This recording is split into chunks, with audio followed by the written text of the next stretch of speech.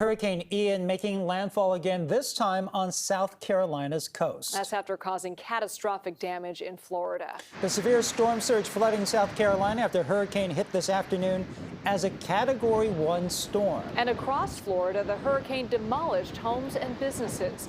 More than 20 people have been reported dead so far due to the storm as search and rescue continues. More than 1.7 million people are still without power, and nearly 3,000 federal responders are helping with recovery efforts in both Florida and really across the Southeast. And Liz, in Fort Myers, Florida, one of the most hard-hit areas, a man was trapped under rubble, and a group of Good Samaritans rushed to rescue him, pulling that man to safety.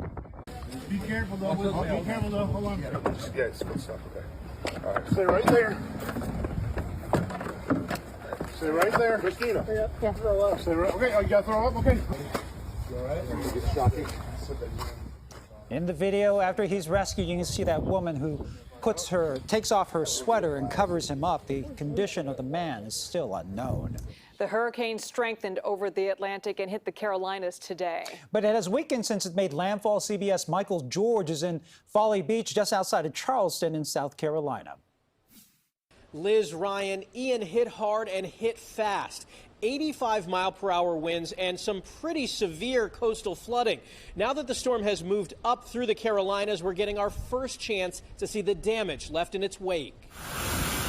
Ian regained hurricane status at sea, barreling back to shore, this time on the Carolina coast. The storm surge came in with the tide and onto the streets as forecasters warned of life-threatening flooding and dangerous storm surge. Storm surge flooding will be most problematic through mid-afternoon, but could certainly linger through the evening. Water rushed inland on Pawleys Island, quickly approaching the tops of street signs. Here it goes! And this video captures the partial collapse of the Cherry Grove Pier, one of 4 destroyed in the storm.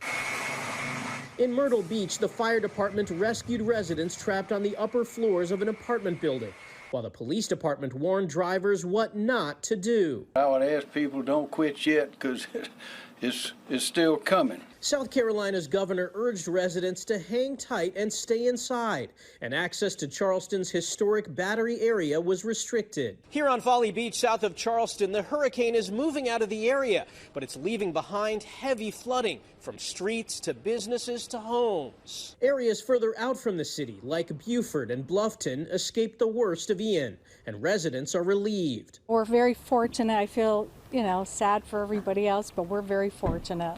But caution is advised, with flooding expected to linger in the low country. And tonight there are still 85,000 homes in South Carolina without power. And while we're still assessing the full scope of the damage, so far there have been no reports of deaths or serious injuries.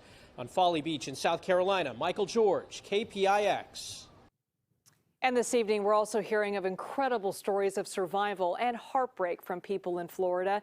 CBS reporter Jason Allen continues our coverage from North Point, Florida.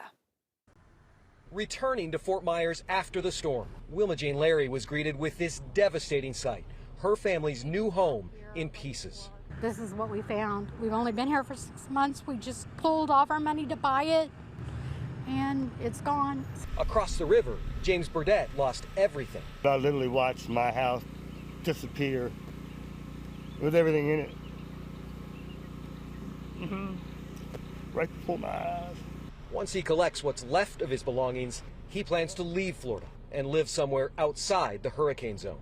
Water is now starting to rise in neighborhoods well away from the coast. This is Northport, where we've been seeing people take boats out to the freeways to escape their neighborhoods. Jimmy Finks made it out, but said most of his neighbors were waiting for help. I've never been through anything like this. I've, pretty much lived in Florida my whole life, so this is the worst I've ever seen.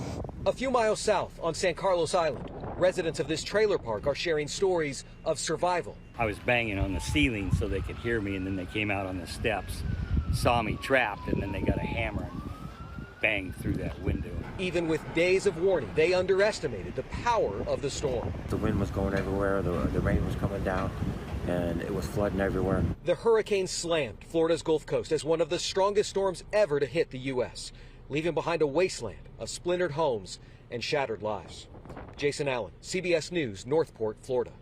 First Alert Chief Meteorologist Paul Hagen tracking Ian. And Paul, the images coming out of Florida, they're just devastating. It doesn't even seem fathomable that that's what happened in these areas. high-end hurricanes are just bulldozers, and essentially the storm surge acts like that. A 10 to 15-foot wall of water is going to move pretty much everything in its path.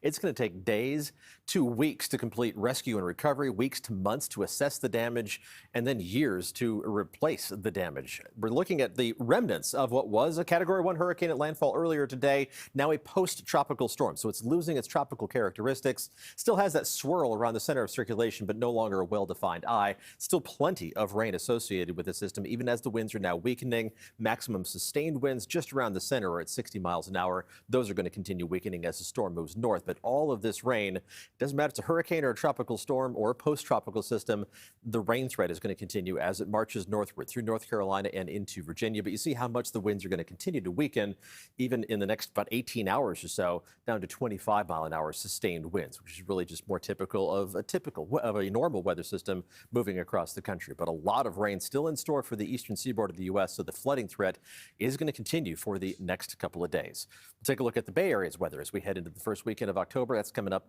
in just a few minutes, Ryan. All right, thanks, Paul. And help is on its way. President Biden approving federal funding to help those impacted by the hurricane. The disaster funding will go to more than a dozen counties in Florida. The aid will cover costs of temporary housing, home repairs, and debris removal. FEMA also on the ground to assess the damage, including more than 2,000 federal response workers. I've directed that every possible action be taken to save lives and get help to survivors, because every single minute counts.